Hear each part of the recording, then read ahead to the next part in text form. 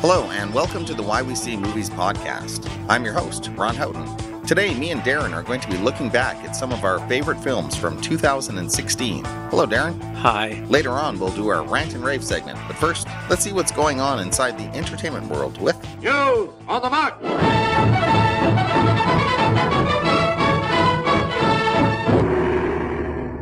Hey, Darren. Ron? Do you remember last week when we couldn't remember who Henry Travers was? You mean that moment when the two of us acted like a couple of morons? Yeah, so I assume right after the podcast, you looked him up as I did, and were kicking yourself as I did. How could we have not recalled who Henry Travers was at that moment?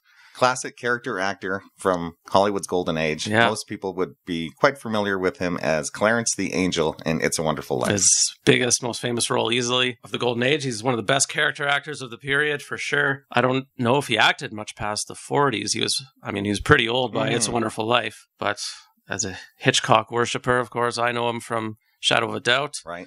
Many other, and The Invisible Man, he's in and very good, and a couple dozen films, and we are dumb for not remembering who he was. I think that the problem was that we didn't spend even 5 seconds trying to... Exactly. We didn't have the time to formulate. Normally we're up on that. Sorry, Henry Travers. Sorry, Henry.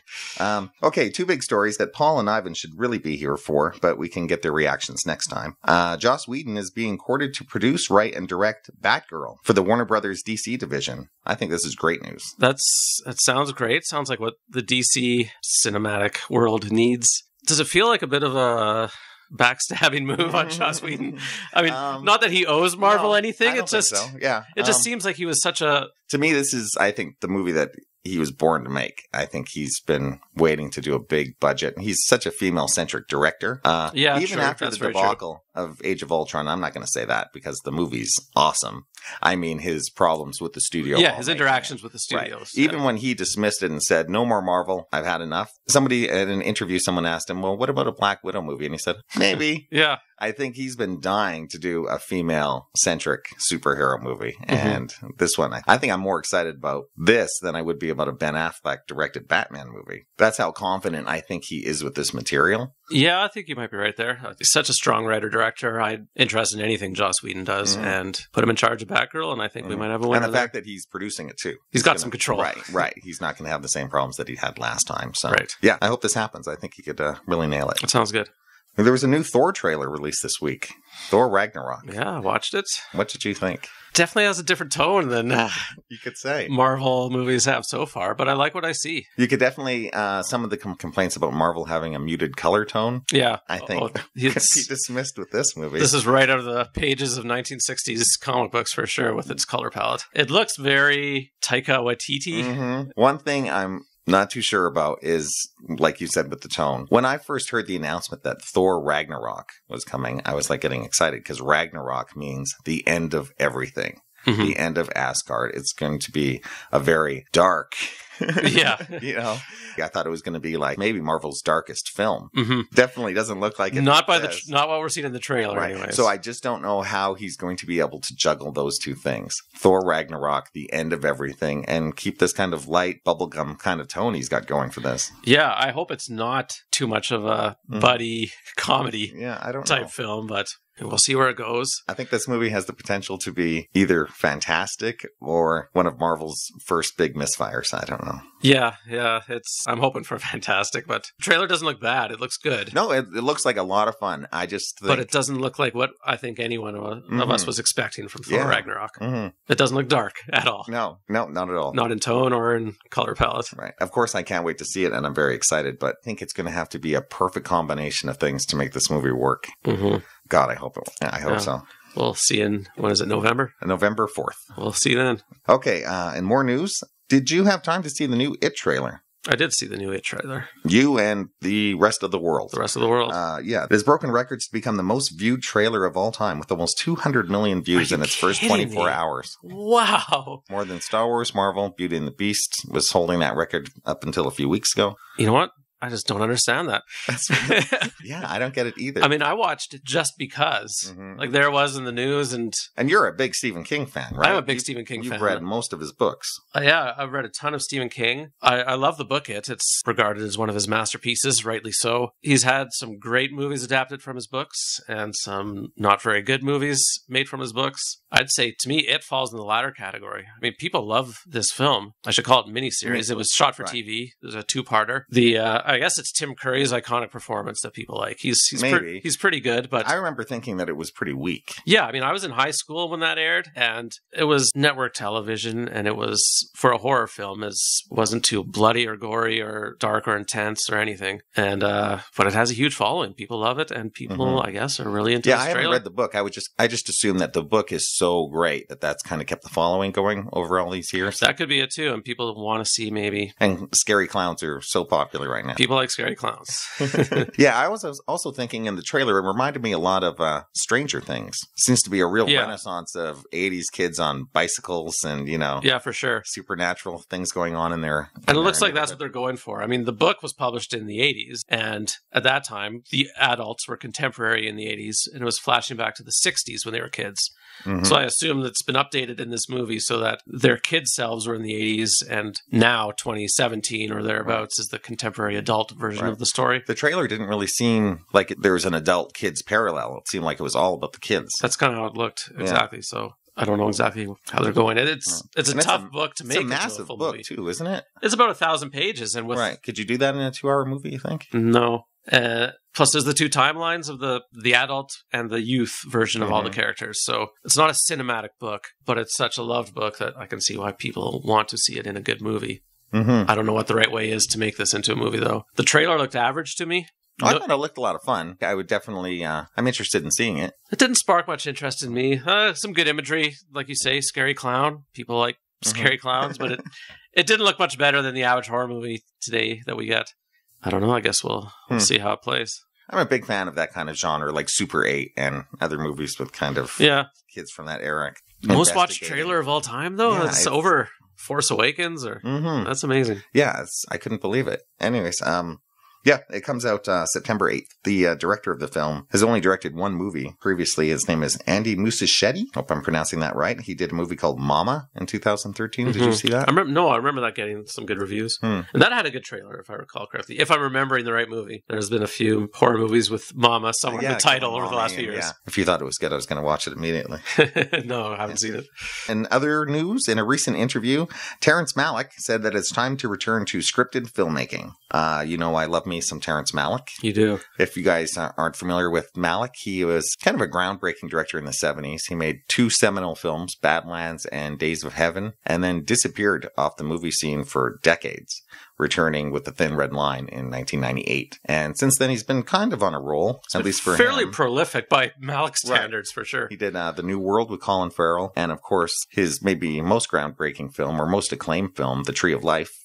And then since then, he's really been on a roll with movies like To the Wonder and Night of Cups and the recent Song to Song this year. I know you probably haven't heard me rave about his last few movies. All of his post-Tree of Life films, they've got almost no press, and I don't know what the reviews are like on them. They just don't have the acclaim Tree of Life or any of his previous movies have. Yeah, as a huge Malick fan, I have to say his last few have been really a struggle to get through. Like, he's known for being such a visual stylist, and that is kind of his forte. Like, his movies look stunning, but his last few films, he's kind of abandoned any sense of narrative or plot. Do you remember those moments from Tree of Life with Sean Penn? Yeah. Him walking on the beach and stuff? Yeah. His last few movies seem like just that. 2 hours of that. They're beautiful to look at, but wow, are they boring. Yeah. I mean, I'm not a big Malick fan. Have you seen all of his stuff? No. I haven't seen anything post Tree of Life. No, I mean, you've seen his earlier stuff, right? You've seen Badlands and Days of Heaven. Yeah. And if you're not on board with those. No, I wouldn't give thumbs down to any of his films that I've seen, but I don't love or rave about any of them. And I mean, you and I have had this discussion a few times about Malick, Ron, that you seem a little incredulous sometimes when I say The Thin Red Line is my favorite war film of all time. Yeah, and it just, to me, it comes across so pretentious. I knew you were going to use that word. Because it does. And you have to admit, you have to admit, you can see how some people would look at it and say, it seems pretentious. Even if you don't feel it is, or if you don't feel that's his intention, he comes across that way. I don't know. It's, of course, there's a certain pretense to all art. Yeah. But with Malick, it's, he's so damn good at what he does, and his films look so great. I can accept some of the pretentiousness. Yeah. Maybe, and like I said, my thumb would be up to all of his films that I've seen, but maybe the cinema is not his arena. I mean, for me anyways, maybe... What do you want him to go back and studying birds? Maybe there's an art form out there that hasn't been invented yet. That's what Terence Malick should be doing. But what he does in the cinema doesn't quite do it for me. Although I can appreciate that there is a lot of artistry to what he does. Wow. It doesn't hold a lot of entertainment for me. That's too bad. Yeah. For me, it's good news that he's accepted my criticisms, I guess, and agrees with me. He even admits that he's gone a little bit too off the board in his last films, and that when it comes to him being in the editing room, that there's not as much he has to play with. Well, even all of his previous films, he totally molds them as he goes along, but he still has some sort of structure and script as a starting point with them. Yeah, I think he has a general viewpoint of what he wants to tell, but those days are over. Mm-hmm. He has a film coming out, I think by Christmas time. It's called Ragnarok. It's a World War II movie, and he says he's back to scripted. As much as a script as he's going to go back to. As much as a script means to Malick. Right. Yeah. You do need a story. It helps. It sure helps. I'm happy for your sake. Maybe if the film is great this Christmas, we'll get you on board with some Malick. We'll see. Okay. And lastly, another towering figure in the entertainment world has passed. Don Rickles, dead at 90. Just one of my absolute favorite comedians of all time. Mm-hmm. I've been rewatching this week some of his guest spots on David Letterman on YouTube, and he is just hilarious and such a storyteller. You've heard all his stories before, all the jokes. He makes a number of guest appearances on several talk shows, but he's so good at it and just so funny. I loved the guy, and that's too bad. Not that he had a short life by any means, though. No, absolutely. And still working consistently. Yeah, he never stopped working, just like Joan Rivers. They both kind of died on the stage. Yeah. He didn't do a lot of film work, though, really. No. I think most people might know him as, of course, the voice of Mr. Potato Head in the Toy Story movies. Yeah, for most audiences. I was going to say Casino, but that's me, of course. So. And yeah, I think that's the reason he probably didn't get a lot of film work, is he's too big for the movies. If you were to put him in most films and most scenes, he would stand out like a sore thumb. He's just, he'd be so... the only thing you're paying attention to. Yeah, if he's in Casino, he's not doing anything near what Don Rickles is. Only Marty could use him. And that's how it worked. Right? Yeah. Exactly. To take Don Rickles and shut him up. But as soon as he's 10% Don Rickles, then that's it. You've got Don Rickles there. Exactly. It's taken away from the movie. Yeah. Big talent. Yeah. He'll be missed. Will be missed, for sure. Okay. Shall we get to my best films of 2016? Sure. For those of you out there, sorry it's late. If you're wondering why I'm doing best of 2016 in April, it's because no one pays me to go see these movies, so it takes me quite a while to catch up. In fact, it's usually not until about the end of the year that I start scouring all the top 10 lists. I don't really have a good idea about most of the films that I want to see until about January anyways. Yeah, and a lot of these films in Canada, the smaller, more independent Oscar bait type of films, they often don't open in Canada till January or February, so we're at a bit of a loss compared to our United States counterparts. Right, but I feel like I've seen enough films now to feel like I've caught up with 2016. My final tally for the year was 109 movies. I should mention that there are a few films that I have yet to see that might possibly make the list. Those would be films like La La Land, Tony Erdmann, Patterson. That's Jim Jarmusch's movie. Heard a lot of good things about that. The Fits, Love and Friendship. That's a Whit Stillman movie. I'm a huge fan of his. The Founder with Michael Keaton. Don't Think Twice. It's a movie with Jordan Peele in it. All right. Really good. And the animated film The Red Turtle. Yeah. I couldn't squeeze every film that I loved into a top 10 list this year, so I've ditched that arbitrary number and decided to come up with 13 films to talk about today. Okay, why not?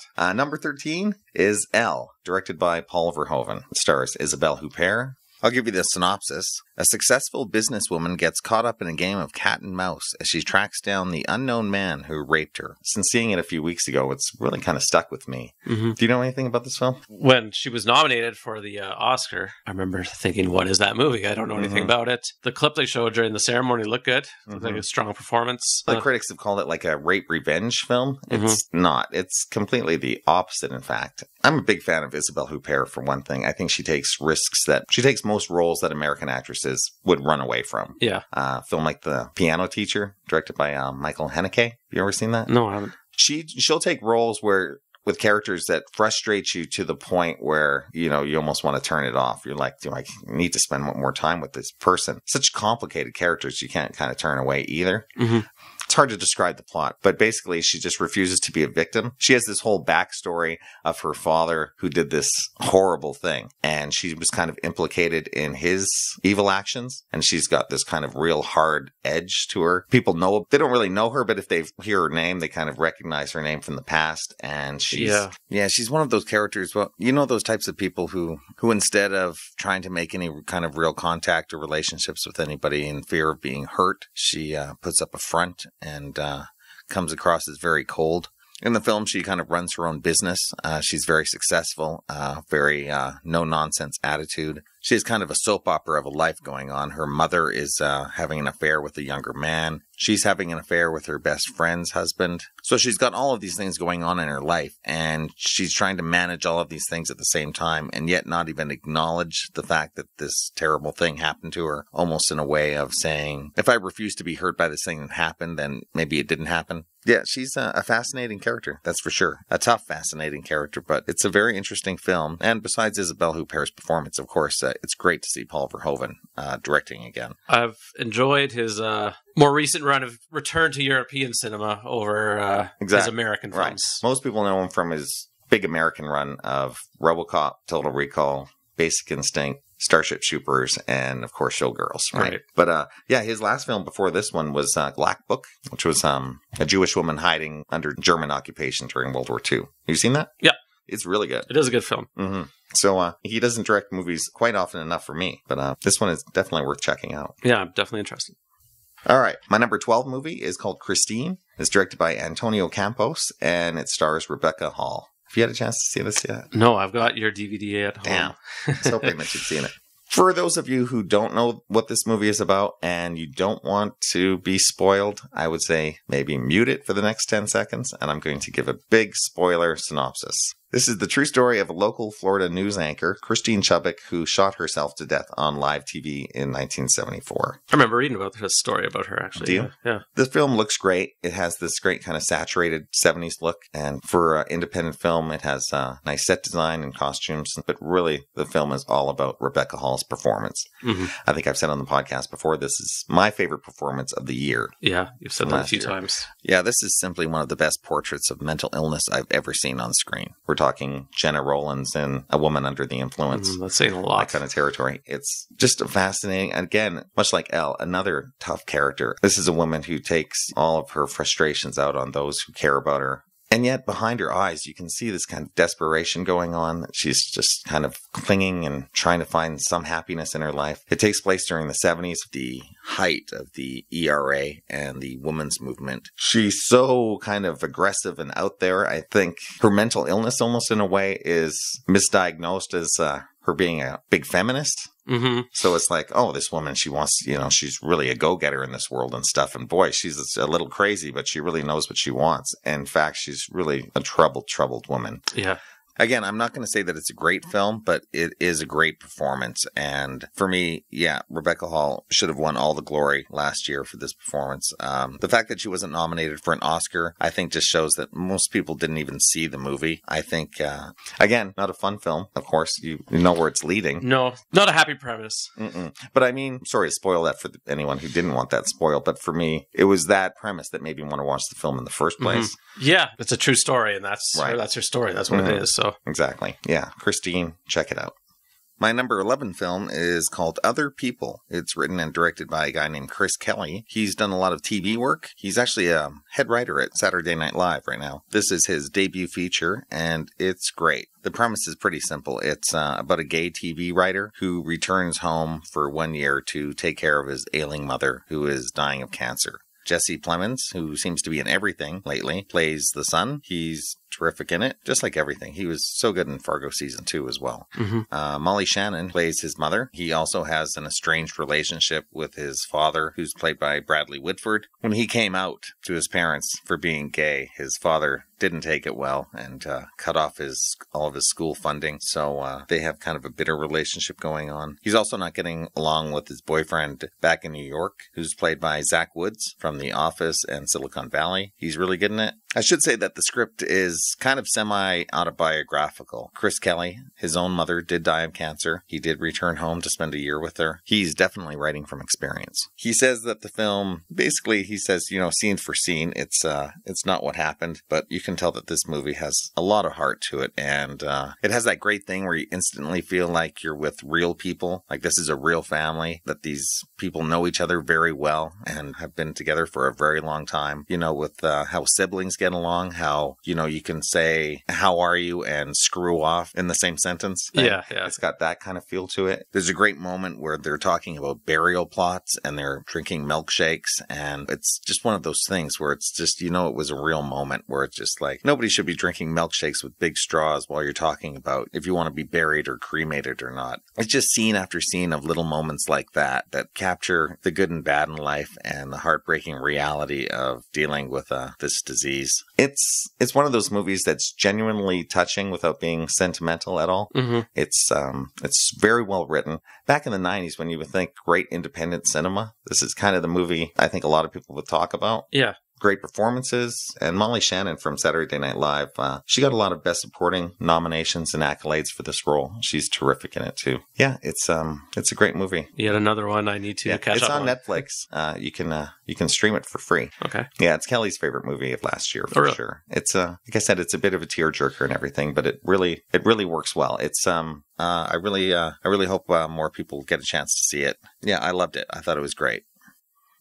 Okay, number 10. Shane Black's The Nice Guys, starring Ryan Gosling and Russell Crowe. Have you seen this one?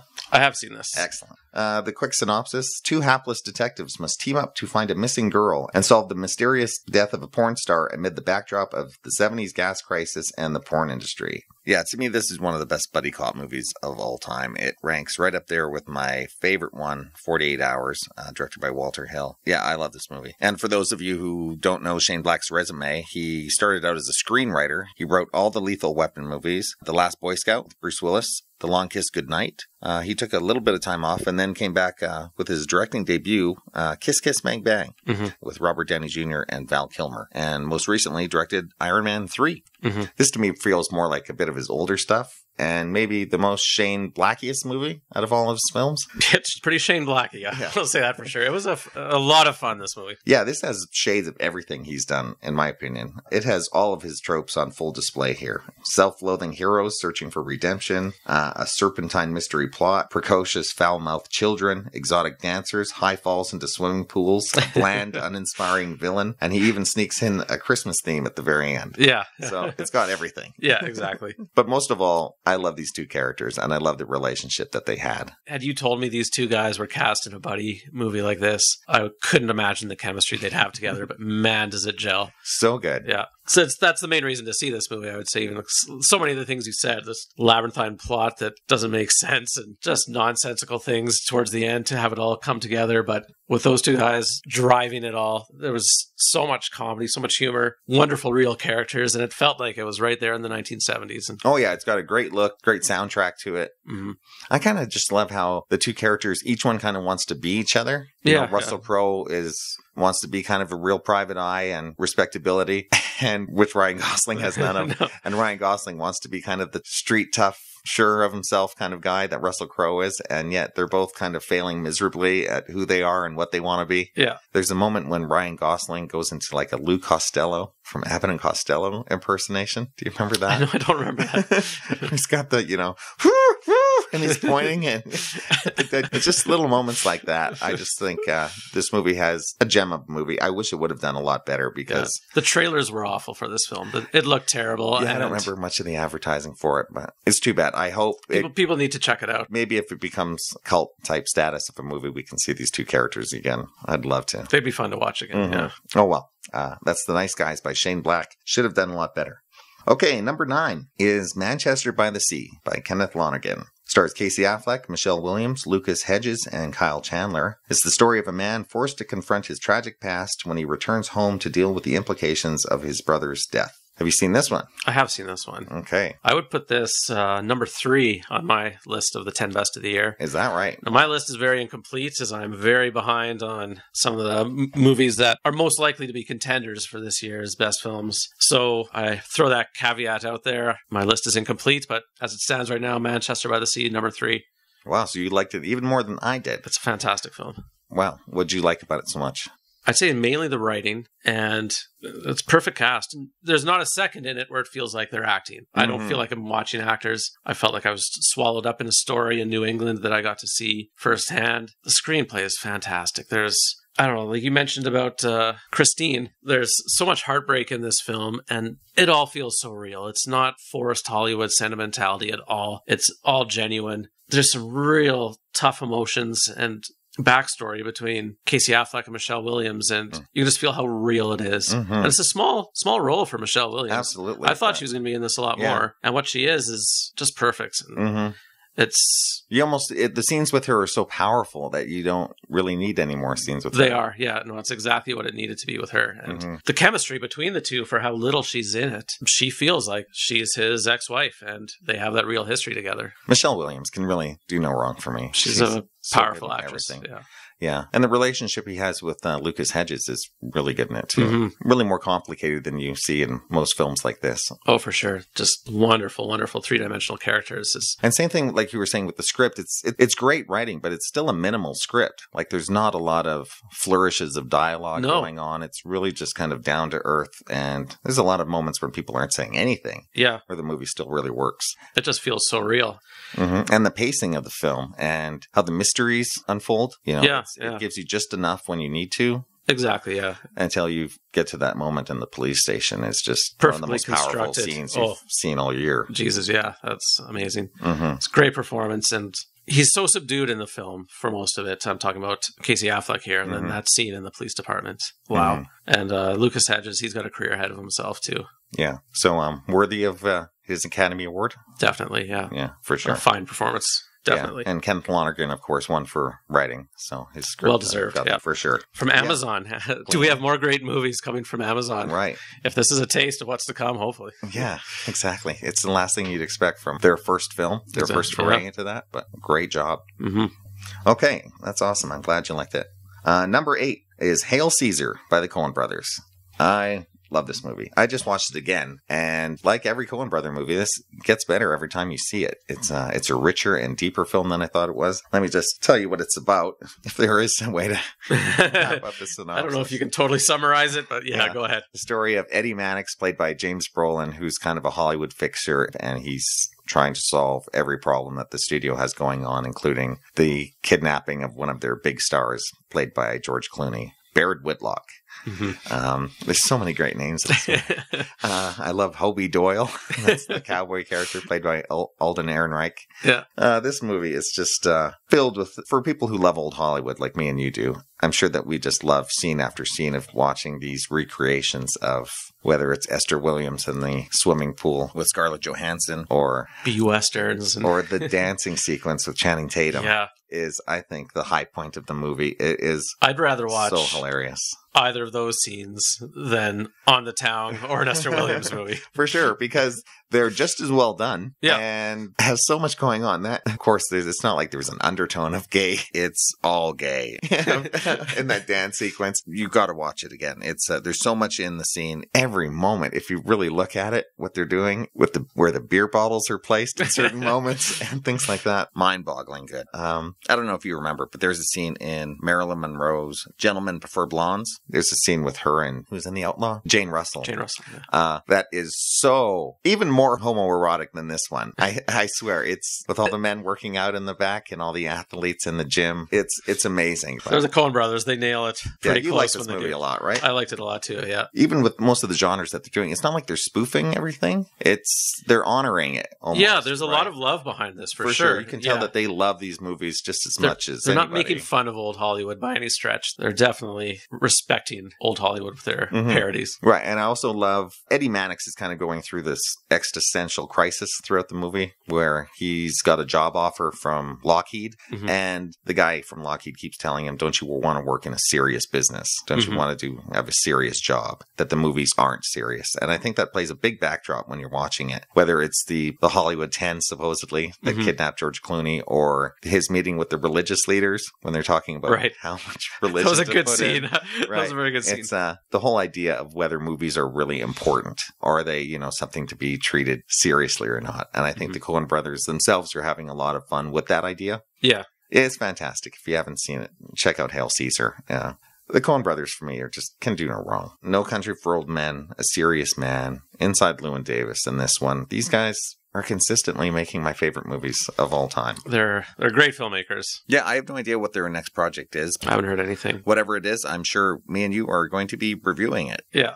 Okay, number 7 is The Handmaiden, directed by Chan-wook Park. The film stars Terry Kim, Min-hee Kim, Junwoo Hu, Junwoo Ha, and Jin Woon Ho. I don't want to say too much about it. I'll just give you the basic premise. It's one of those movies where a young, poor servant girl gets sent to one of those large estates to take care of an eccentric family. I don't even want to say too much more than that. But it has a lot of shades of Jane Eyre. You know what I mean? It's that's the setup for it. Have you heard anything about this movie? I've heard raves except for the fact that it's great. It's very hard to talk about this movie because there's so much mystery involved. Yeah, the other person who strongly recommended this film to me said almost nothing about it. He just wants me to really see it as soon as I can. And says there's some great stuff in it. I would say, it's told in 3 beautifully crafted chapters. I'll tell you that. You can just kind of sit back and enjoy. And as each chapter unfolds, it kind of turns itself on the last chapter. And you're like continually amazed at how this movie keeps toying with you and what a job it does. It's a sumptuous looking movie. I can say that. It is gorgeous to look at. It's very well acted. It's very adult. It's got some sexually graphic scenes. I've heard there's some erotica in it. You could say that the film's climax is very apropos, if you want to go that far. Check it out.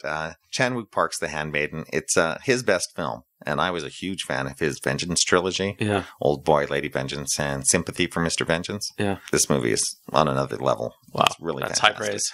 Yeah. I thought it was great. Okay. Number 6 is The Witch, a New England folktale. This is written and directed by Robert Eggers. You've seen this one, right? I have. Another stunning debut feature film. This was fantastic. I mean, I'll give you the quick synopsis. It's about a Puritan family in the 17th century who are banished from their plantation and begin to disintegrate when they're pitted against perceived supernatural forces.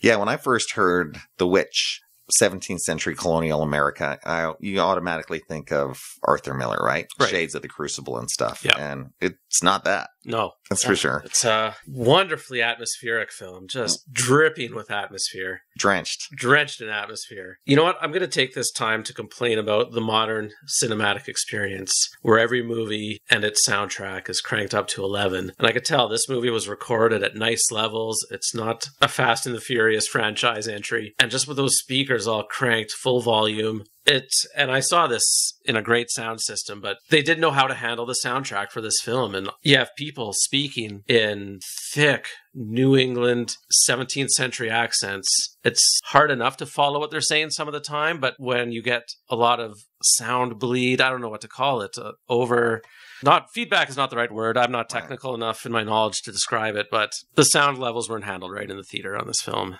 I digress too much, but really, anyways, I had no problem with that. So yeah, hopefully better on disc then. For the look of the movie, if you check out some of the background material on the disc that I have, the extent that he went to make these buildings, period. It was insane, the amount of preparation for a lower budget movie. All the right clothes, all the right wood, everything. Okay. It was shot in Ontario, by the way. Oh, really? Let you know. Yeah. Oh, wow. He tried to find a location in Massachusetts or New England, but it's just all been overdeveloped too much by now. Yeah, it doesn't look like there's a single scene shot on the set. It looks like it's all like those interiors are the actual interiors of the homes shot in the film. Maybe I'm wrong, but yeah, if I am wrong, then they did a fantastic job with those sets. But if I'm right, then yeah, those are wonderful on-location sets. The houses and their interiors looked, the barn, everything on that homestead looked fantastic. I also like the fact that it was shot in 1.66 too. Yeah. Since I think he was trying to make it kind of more claustrophobic. A nice composition to the frame, for sure. For sure. And a very creepy... Did you like the horrific elements of this movie? Oh, I did. It's wrong to call it a horror film. No. It's so unsettling from start to finish. You just feel unnerved all the way through. Right. It's almost like a documentary on what a horror movie would be like. This could almost be, like if this really happened, this is how the documentary would look. It would almost seem that way. I mean, the younger siblings,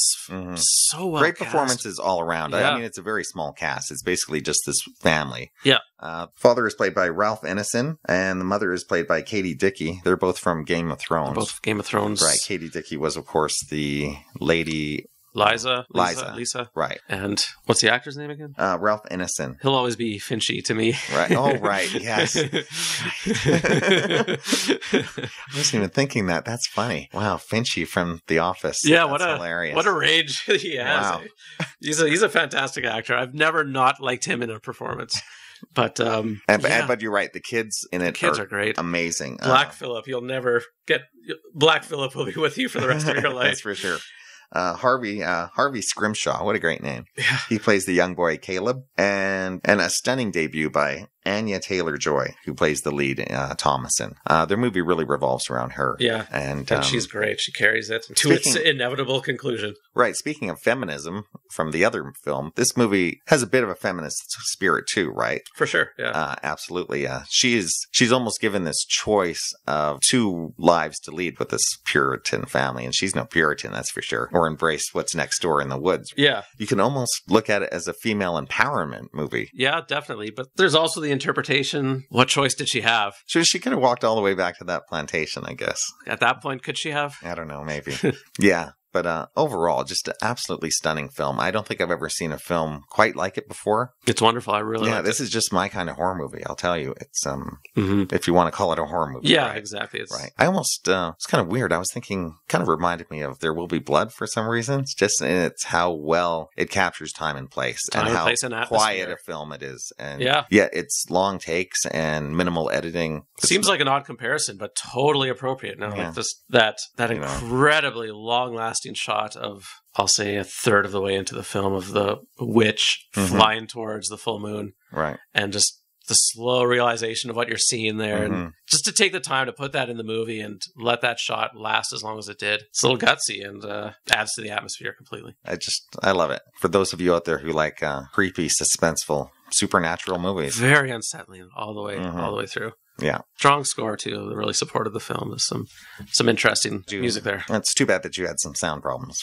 Yeah. For a movie like that, it could take you out of it. Too much volume in the cinema sometimes. And how much you liked it still. That shows you what a good film it is, that it didn't take you out of it. That's The Witch.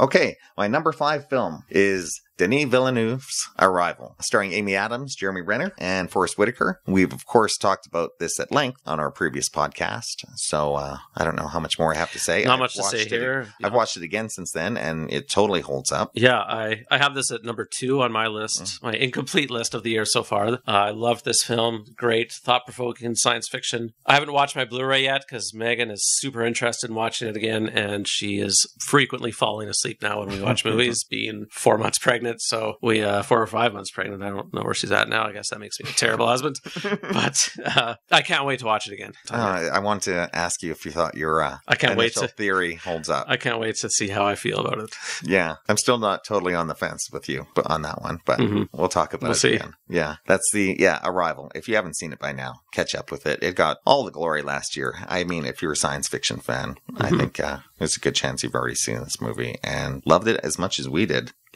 For sure. Okay, moving on. My number 4 pick finally got around to seeing Martin Scorsese's Silence. It stars Andrew Garfield, Adam Driver, and Liam Neeson. Has some great Japanese actors in it. I'm going to butcher their names now. Tadanobu Asano plays the interpreter. Yosuke Kubasuko as Kichiro. And Issei Ogata as Anu. This is the story of 2 Jesuit priests in the mid-17th century who journey to Japan to find a missing padre who has supposedly apostatized and given up his order. Once there, they are whisked from village to village by loyal converts who must keep their Christian faith secret or face the wrath of the empire. I wish you had seen this movie, Darren. I can't wait to talk. I can't wait. I'm taking it home tonight.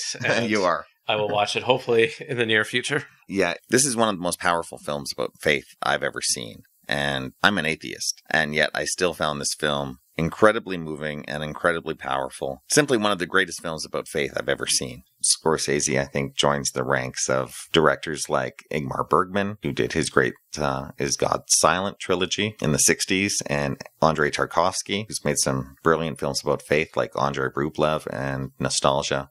Mm-hmm. I can't think of another American filmmaker who has tackled this subject more profoundly than Scorsese has. It's been an important component to so many of his movies throughout his career. Right. Besides Last Temptation of Christ and Kundun, his two big religious films, his stuff is, you want to use the word dripping again? Yeah. Films like Mean Streets and Bring Out the Dead, it all, those are all saturated with ideas of faith and so on. For sure. And it's beautifully shot. It's epic in length, epic in its scope and its ideas. Some of the flack that I've heard about it is it doesn't really give the Japanese their point of view. Mm-hmm. The whole idea that these Christian missionaries shouldn't be in Japan in the first place, trying to convert these Japanese people to Christianity. And if maybe they would just leave, all of these problems could be solved quite quickly. Mm-hmm. The film isn't about that, Yeah, that's a point of view that Scorsese would say is obvious. Right. Having not seen the film, sure. We all know this is Thank you. 2017. We know what imperialism is and how awful it was. To me, that argument is almost like saying, well, I want to make a movie about Jesus, but I'm not spending enough time on Pontius Pilate's point of view. Yeah. About whether he should be doing this in the first place. You're kind of missing the point. Yeah. It's a movie about faith. Mm-hmm. It's about how important your faith is, and are you willing to die for your faith? Are you willing to, literally, if a sword is on your neck, are you willing to denounce what you believe in to save your life or not? Mm-hmm. And the extreme situations that these people are put under, it's been relevant every day in the world for the last several thousand years. Mm-hmm. That idea of faith. So it's a deeper discussion than it is for just an encapsulated review that I'm trying to do here. But it's an extremely powerful film. It's brutal to watch sometimes. It's uplifting to watch. It's and I should say how great the performances are too. Andrew Garfield is really a standout in it, and Adam Driver's great. Adam Driver's in everything these days. Talk about it, yeah. Almost every movie that comes out. Liam Neeson isn't in the movie very much. I should warn you that if you're thinking it's a big Liam Neeson performance, he's really just kind of bookending the film. Yeah. Other than that, I couldn't recommend it more. I loved it, and I only hope that in future years people look at it as one of Scorsese's best films, and not this giant flop that it turned out to be. It's amazing how few people saw this in the theater. Yeah, I lamented at the time. It's the first Scorsese movie in 20 years that I didn't see in the theater. Right. We were all about to. Yeah. It had a 2-week run in Calgary on one screen, which is unfortunate. For a city of 1 million people. Yeah. Yeah. I love this filmmaker, and I'll watch anything he does. Okay. I want a full review from you on the next show. unless you didn't like it. We'll see. Yeah. Okay. Getting close to the end. My number 3 movie couldn't be more different from Silence. Rogue One, A Star Wars Story, directed by Gareth Edwards. I continue to love this movie as much as I did the first time. I've seen it twice since it's been released at home. Wow. It's great. I don't know how much more to say that except we talked at length on this as well. I have just got my Blu-ray this past week, and I've not watched it yet either. So just the one theatrical viewing for me. I have this at number 4 on my current incomplete list of the year's best films. So I highly enjoy it. I can't wait to watch it again. Was Force Awakens your number 1 movie? I'd have to go back and check for sure, but it was either number 1 or tied for number 1, something like that. Right. One thing I will say is I don't think that they've done any improvement on the CG actors. Yeah. I had heard maybe they were going to be doing some more rendering, and it might have a little bit better look than it did in the theater at home. Yeah. I don't think so. We'll see, because I saw it in 3D, and obviously my Blu-ray will not be 3D, so we'll see if that makes any difference. Some of the clips I've seen online, and I just watched the other day the honest trailer for Rogue One. I find honest trailers to be often not very funny, but the Rogue One read pretty good. Just seeing the clips in that was of the computer-generated humans. They looked better than I remembered them in the theater, but I was watching it also on a small computer screen, so it's hard to say for sure. Yeah, in fact, it did. I don't have any problem with that, and it never took me out of the movie. But I did recently rewatch episode 4, and if you watch that, Peter Cushing looks almost digital in that movie. It's kind of strange. He has kind of a weird weird kind of pallor to his face. If they were going right from certain scenes in that movie, that could be why he looks a little unreal. He looks kind of unreal in life. He has a very cinematic face. Absolutely, right? Yeah, it's fantastic. If this is where they're going with these spin-offs, and from what I've seen, the Han Solo movie has a lot of potential and looks pretty great. I might be more interested in the spin-off movies than I am in the ongoing Skywalker story. I'm sure you're not the only one. Yeah. Who knows what they have planned for more of these movies, but like I said, if this is first out of the gate and this is what they're looking to match for quality, couldn't have a better start. Big Star Wars fan, and I look forward to watching it again. Cool. Okay. Number 2, another film I've talked about on the podcast recently was Moonlight. The Best Picture winner by Barry Jenkins. Love this movie. Have you seen it yet? I've not. Shit. I don't really know how much to mention that I didn't last time. Maybe I could talk about some of the performances besides Mahershala Ali. I should have given a few shout outs to Trevante Rhodes, who plays Black. That's the third character of the story with Chiron. He's so good in this. And Janelle Monáe as Teresa. She was fantastic in it too. Yeah, it's simply one of the best movies I've ever seen about the urban Black experience in America. It's fantastic. You have to see it. Yeah, I don't know how much more to say. What more can you say? It's a Best Picture winner. People should probably check it out. My excuse is... Yeah, what is your excuse? It's definitely one that Megan wants to see, so she doesn't want to watch it on a night where she knows she's going to fall asleep. Okay. So we're blaming Megan then. We're putting it off. I blame most things in my life that go wrong on Megan, as she well knows. That's nice of you. Yeah, let me know when you've seen it, because I do want to talk to you about this movie. Yeah, and see for what sure. you thought about it. I know we have some loyal listeners out there who want to hear that discussion. Yeah, I want to know if I'm... obviously, I know I'm not alone in my praise for this movie. No. Because obviously it made so many top 10 lists in Best Picture, but I want to see if you loved it as much as I did. I'm very anxious for it. Okay.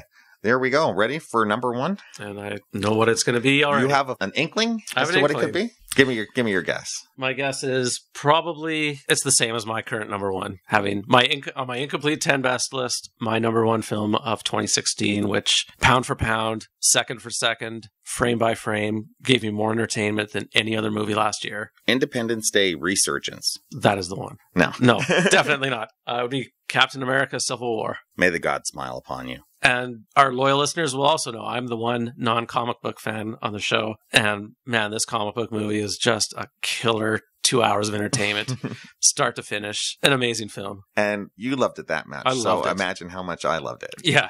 Growing up with these characters as a kid, it's just, if you would have told me when I was 15 that there would one day be a giant blockbuster film starring Captain America, Iron Man, Spider-Man, Hawkeye, Black Panther, Ant-Man, Falcon, the Scarlet Witch, Vision, and Black Widow, my brain would have exploded on the spot. Yeah. I mean, these movies shouldn't even exist. I just can't believe that I'm living in a world where there is such a thing as the Marvel Cinematic Universe. I should say I was as much a comic book fan as a kid as I am a film buff today. So between the ages of about 8 and maybe 18, 20, before I switched as a teenager into appreciating films. Cinema over comics took over. For the better part of my adult life, it was all appreciating films. Worlds have collided. Right.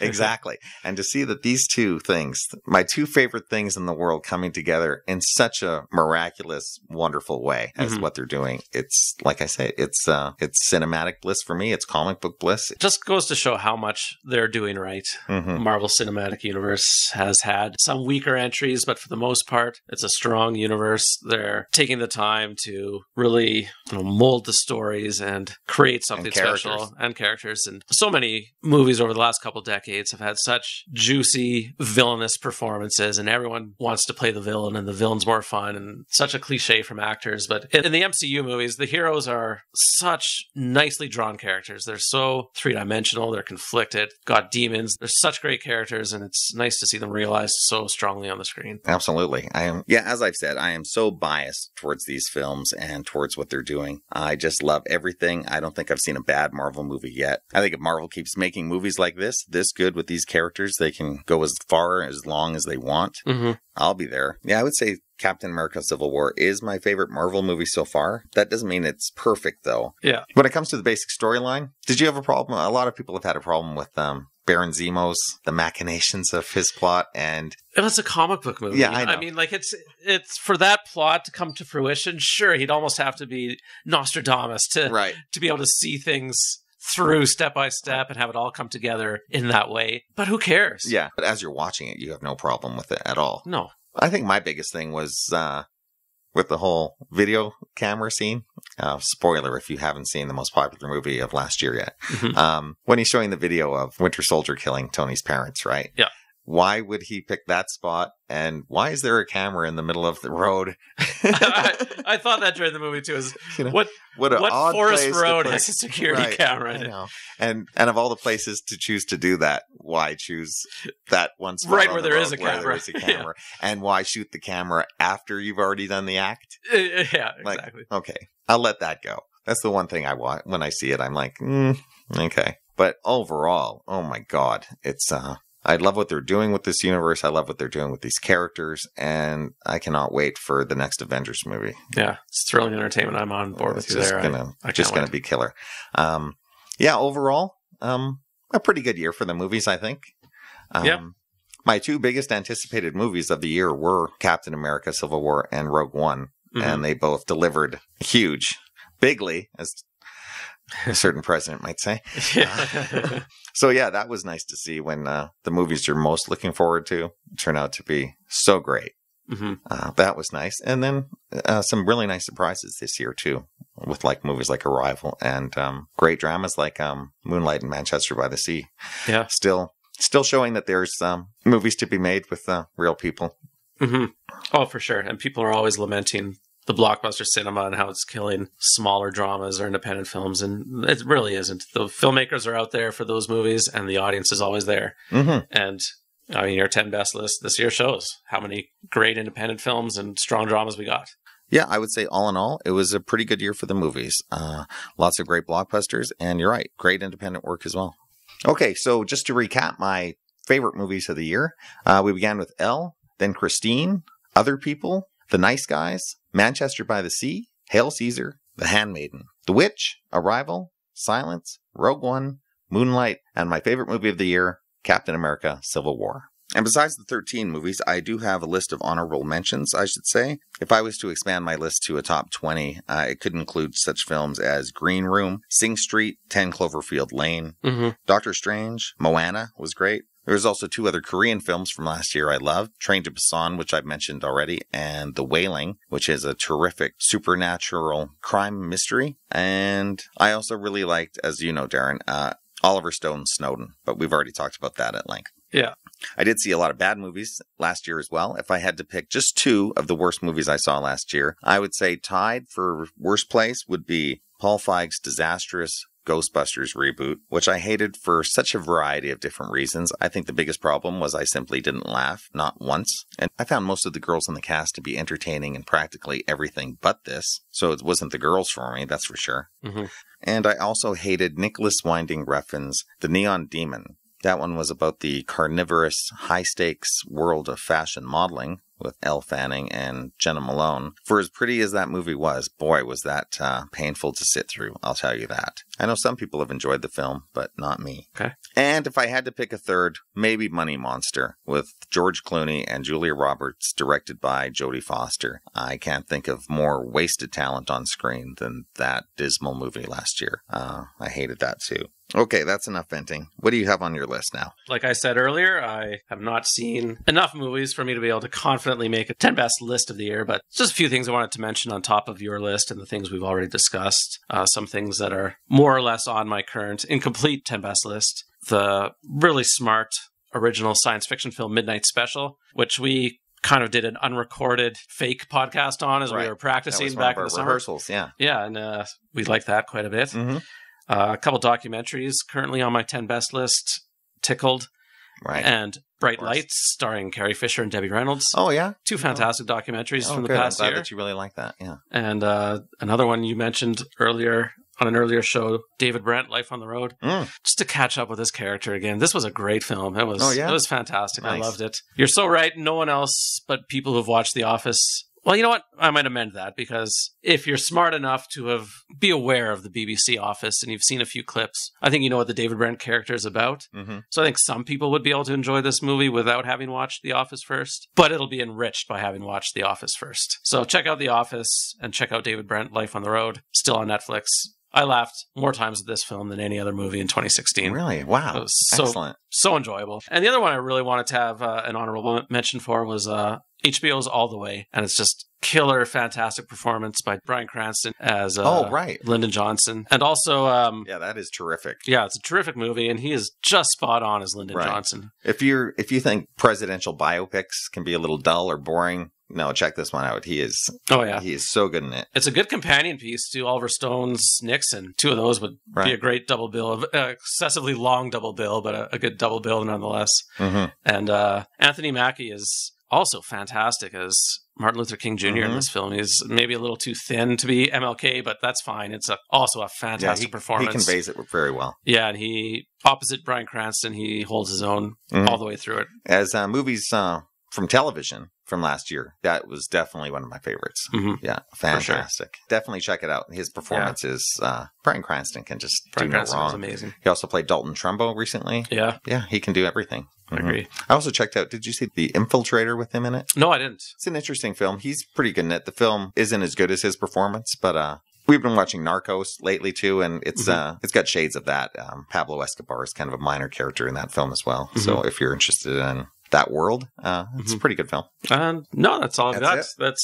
I could mention a few other things, but I thought The Hunt for the Wilder People might be in there for you. You know what? I think it would have been, but I think its IMDb year was 2015, so I think I put it on my 2015 list. Really? It was on a lot of critics' top 10 for last year, I should tell you. Yeah, I mean, I'm sure that was its American release date was probably 2016, but I don't know. When I put together my lists of movies I've seen, I always just use the IMDb year as it can be a little cagey. Exactly. I mean, sometimes something plays in a film festival in 2015, but opens wide in 2016, so it's hard to... Yeah, because I think The Witch on IMDb is listed as a 2015 film, but that didn't stop me from putting it on my list. Fair enough. Hunt for the Wilder People counts, I'd probably put that as number 4 on my list. Yeah, I had a Rogue One. Yeah, I loved it. So if you had to do like a top 5 so far, could you do that? Well, my top 5, as it stands right now, is All the Way at 5, Rogue One, Manchester by the Sea, Arrival, and Captain America Civil War. If Hunt for the Wilder People counts, then I'd probably put that at number 4, just behind Manchester by the Sea. On any given day, those two could switch places, though, even. So it sounds like we got a few similarities on our list. Yeah, not a big surprise, I guess, given our tastes. And I think once you've seen Silence, you're such a huge Scorsese fan. Yeah. I have no doubt that the movie is going to move you. I'd be very surprised if it didn't. Yeah. Let me know when you have a full top 10 list. I'm always interested in seeing I'm excited to talk what you've got down and seeing if there's maybe a film or two I haven't heard of yet. Possibly. Excellent. Okay, let's move on to our Rant and Rave segment. Okay, why don't you start, Dex? So I came prepared with 2 things to talk about today. Okay. Wasn't sure what I was going to use, and I thought I would go with, just because it's so fresh in my mind, I just watched Richard Linklater's Everybody Wants Some. I'm not quite sure how I feel about this film. Kind of a semi-sequel to Dazed and Confused. Yeah. People love the Richard Linklater kind of nostalgia films like this and Dazed and Confused. I found the characters fascinating. So many interesting vignettes and scenes. I liked watching them. I liked their interactions. And there's so few likable people in this movie that I don't know if I could put this all together and say I could I wouldn't recommend the movie to anyone, I don't think. Is that right? Yeah. Really? I can't say I didn't like it. I wouldn't go that far, but I wouldn't recommend it. I wouldn't say the characters are... It's pretty much a male-dominated cast, for one thing. Yeah. It pretty much focuses on a fraternity. Yeah, the reviews were so strong on this film that despite its terrible-looking trailers, I was excited to see it. And I do like a lot of Richard Linklater films, so especially his recent... Boyhood, which is fantastic. I was anxious to watch this. I don't know. Are Americans just so in love with the frat boy, alpha male, baseball is king mentality that they watch this and aspire that this would be my ideal life? Maybe. This is what I want to be. This is how I remember college, even though this is not anything I did in college.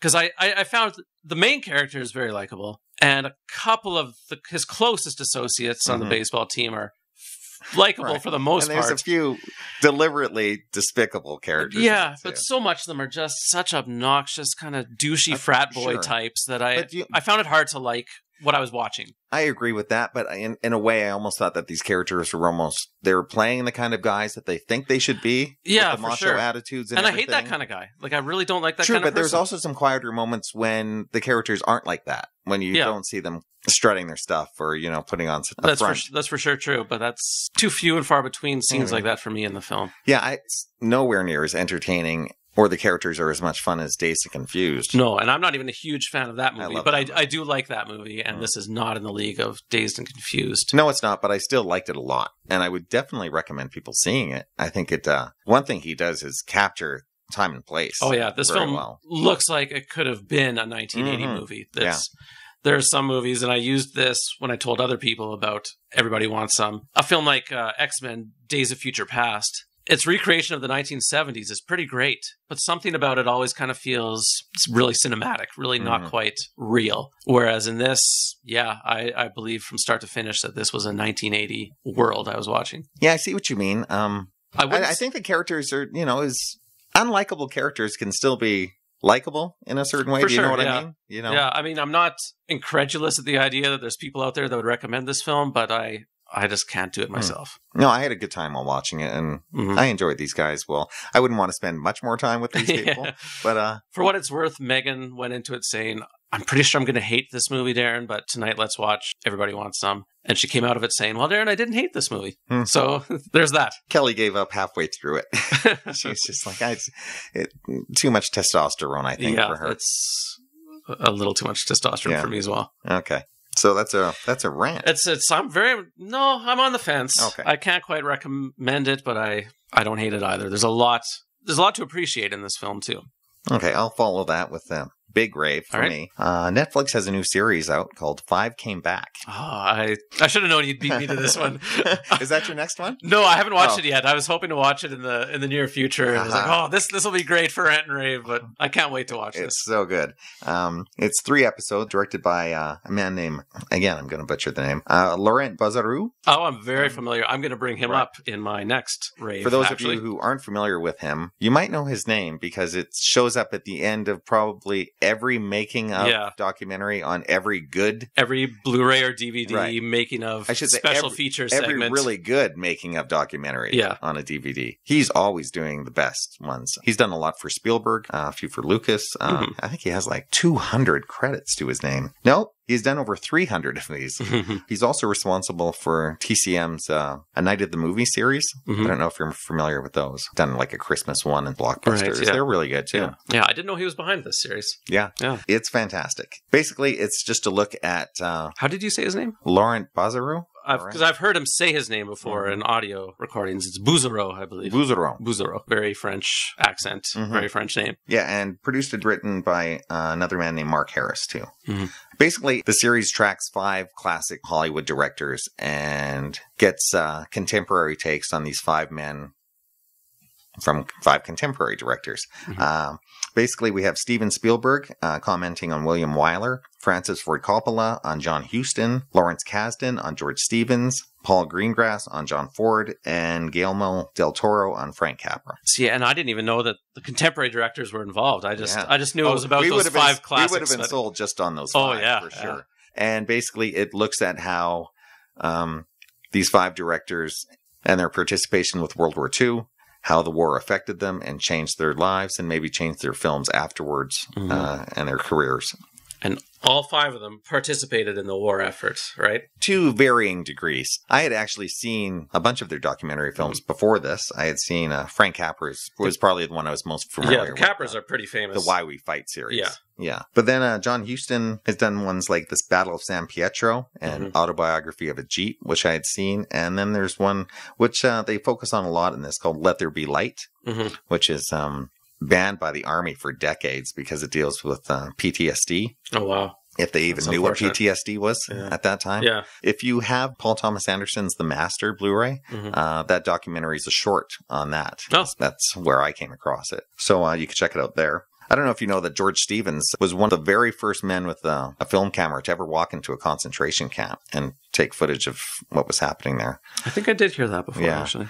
His film, which he didn't want to put any kind of glorified title on it. It's just called Nazi Concentration Camps and Prison Camps. Mm-hmm. And maybe out of all the filmmakers, he was the most deeply affected. He was very well known for doing comedies, kind of light comedies in the 30s, Fred Astaire and Ginger Rogers musicals and things. And after World War II, he never made another comedy. He just couldn't. So the war affected his work for sure. If you know John Ford's personality, you would think that he was, all for the war and, pro guts and glory type of guy, right? Yeah. But the war had a deep impact on him, too. He actually, there's a terrific story about how he excuses himself from any further duties in this. I was kind of stunned to hear that story with John Ford, a man like that. They get into the failure of It's a Wonderful Life, how Capra was so affected by the war. He wanted to do something, maybe his most serious, profound work, and how it was rejected by audiences at the time. It's amazing. It's just basically a great overview of how America felt about the war, how important propaganda was at the time. They get into Lenny Riefenstahl's The Triumph of the Will, and how when some of these directors saw that film, how they're like, oh my God, the war's over. If we can't try to combat this, the spectacle of what they were doing and understanding just how important it is to, rally public opinion. It's a fantastic history lesson. It's catnip for movie fans if you're interested in that. So check it out. I saw an article about it as I bought the Twin Peaks cover of the recent Entertainment Weekly. And there's a little article about this, and I read the first few sentences, and I saw what it was about, and done. That's all I need to know. I'm going to watch this. Yeah, each episode is about an hour long, so it's about 3 hours. It's 3 episodes, okay. And it flies by. I assumed that there'd be one on each director, but... No, it's more different parts of the war. Okay. Kind of pre-war, handling the war, and then the effects afterwards. Oh, it's also narrated by Meryl Streep. So really? A lot of talent involved. Yeah. I've got a CD of music by the great composer Dmitri Tiomkin, double Oscar winner for Best Score and Best Song, High Noon. He scored a bunch of the World War II propaganda documentaries, and the CD is 4 of his scores for some of these films. Just archival CD. It's amazing that this stuff still exists. A movie called The Negro Soldier comes to mind, is on that CD. Right. And you mentioned the Battle of San Pietro. The score for that film is on the CD. It's very enjoyable if you're a film music fan, Golden Age scores. It's a rarity for sure. Okay. I also want to hear what you have to say about this. You got a lot of homework to do. Yeah, I do. For sure. Okay. You got anything else for? Yeah, I've got another collection of music to rave about today. This is a definite rave with a strong reservation I'll throw in at the end. After recording the score for Steven Spielberg's The BFG, John Williams had such a good time with the orchestra. He always states that the session contract musicians in Los Angeles are the best in the world. They're amazing sight readers. It's their job to just be given brand new music every day and be able to, in a few performances, get a usable take after just 3 or 4 run-throughs. And so he said, you know what? I haven't recorded a CD of my film music in decades. So him and Steven decided to take that orchestra, bring them over to one of the great recording halls, music halls in the Los Angeles area. I think Royce Hall at UCLA. And they recorded a 3rd CD of John Williams scores, John Williams themes from the films of Steven Spielberg. So he had recorded one previously in 1991 called the Spielberg-Williams collaboration. Then around 95, he recorded another one called Williams on Williams, the classic Spielberg scores. Both of them featuring new concert performances with the Boston Pops of some of the big highlights of John Williams' music for Spielberg films. And then since 1995, there have been a lot of Spielberg movies, and those are tackled in this 3rd CD. That's a pretty big gap. It is a pretty big gap. And because of that, there are a few holes. The 3rd CD doesn't have any music from, of all things, AI, which to me, AI has the best score of any movie in the new millennium. Of any Spielberg movie? Any movie of the new millennium. Wow. AI has the best score of the new millennium. The Lost World and War of the Worlds are also left off it. Hopefully they record a 4th CD. Anyways, all 3 CDs are compiled in this new set from Sony Classical called John Williams and Steven Spielberg, The Ultimate Collection. You have here about 3.5 hours of music, all new performances. None of them are the performances you hear in the film. The first 2 discs, as I mentioned, are recorded with the Boston Pops. The 3rd disc is recorded with those wonderful session musicians in Los Angeles. Wow, I mean, if you're a film music fan, like what a compilation this is. It's every Spielberg film is represented by at least one track some of them as many as 3 or 4 tracks, with the exception of the 3 films I mentioned, which still are missing. There's a great, nearly 15-minute suite from the jazz score to Catch Me If You Can on disc 3. There's that is a great score. Is a great score, yeah. Across the first 2 discs, there's 3 tracks from Jaws. The second disc has 5 tracks from Hook, Schindler's List, Jurassic Park, Raiders of the Lost Ark, 1941. They're all represented. The recent stuff like BFG, Minority Report, Lincoln, The Adventures of Tintin. There's so much wonderful music here. I mean, we don't need to talk about how great the John Williams-Steven Spielberg partnership is. If you're a film music fan, wow, this is just a great collection. It comes with a 4th disc. It's a DVD documentary produced and directed by Laurent Bouzereau. Nice. It's about 25 minutes long. It's mostly just a compilation of kind of behind-the-scenes footage from the recording session for the disc 3, interspersed with interview clips with Spielberg and Williams. If you're a John Williams fan, you've heard everything they have to say about their partnership before, so there's nothing new here. It'll be fun for other people to watch for sure, but nothing new.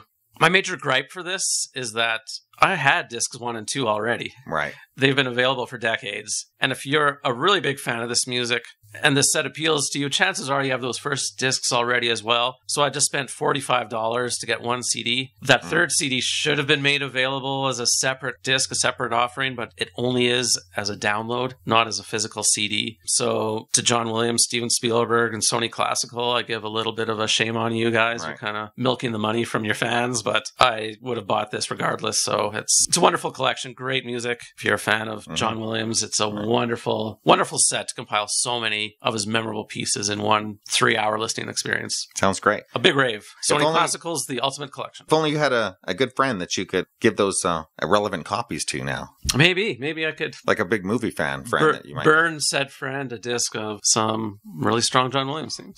If you were only that nice. If only I was. We'll see. All right. Okay, my second rave is an animated movie. It's available on Netflix now. It's called Tower. It's directed by Keith Maitland. The IMDb synopsis: animation, testimony, and archival footage combine to relate the events of August 1st, 1966, when a gunman opened fire from the University of Texas clock tower, killing 14 people, wounding 31. You're familiar with this story? Yeah, I've been super intrigued by this since I first heard of this project. Yeah, the whole movie is done in the process of rotoscope.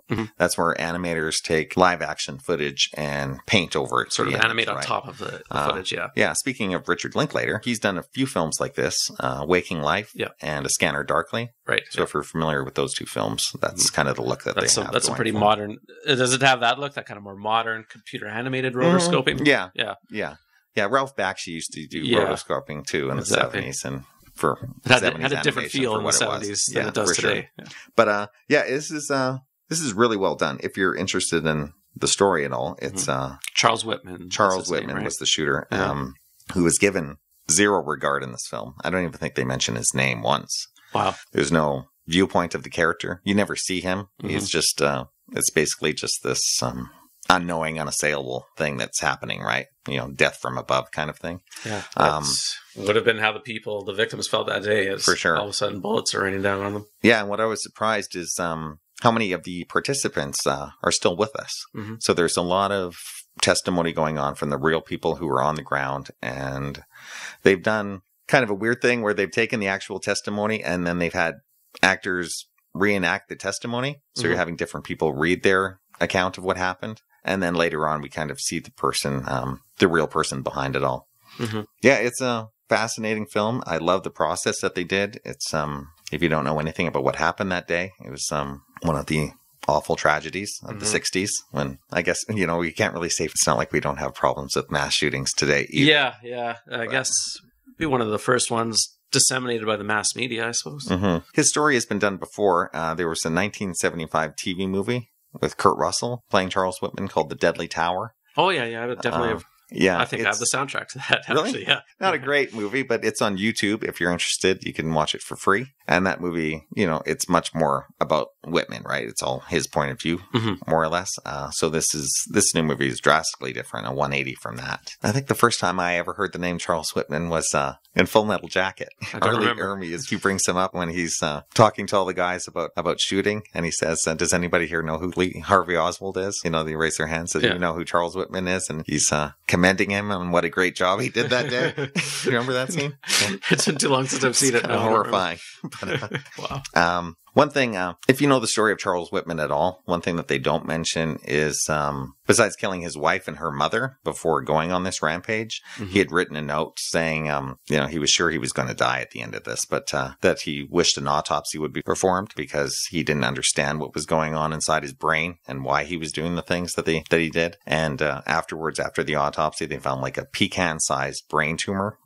So I'm not saying that this excuses what he did in any way, of course, but there might be some sort of medical explanation as to why he did what he did. Yeah, I mean, he wasn't just at a time when the world wasn't really understanding of that sort of problem. For sure. Yeah. So, yeah, I understand the film's point of view with, not wanting to glorify him at all. Yeah. By even mentioning him. Yeah. But there also is that flip side when you look at it that way. There might have been a clinical reason why this guy did what he did. And I don't think people should ignore that if we're ever going to try to stop this from happening in the future. For sure, yeah. Yeah, but a strong, powerful film. It's pretty short, like 90 minutes. But I would check it out. It's very engaging. The Tower?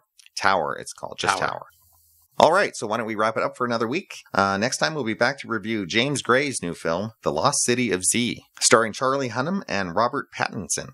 Until then, please subscribe and give us a rating on our iTunes account. You can also like and follow us on Facebook, Twitter, and Instagram. And if you're interested, you can comment and search for our past reviews on our website at whywecmovies@libsyn.com. Take care out there. Ciao. Sayonara. Later.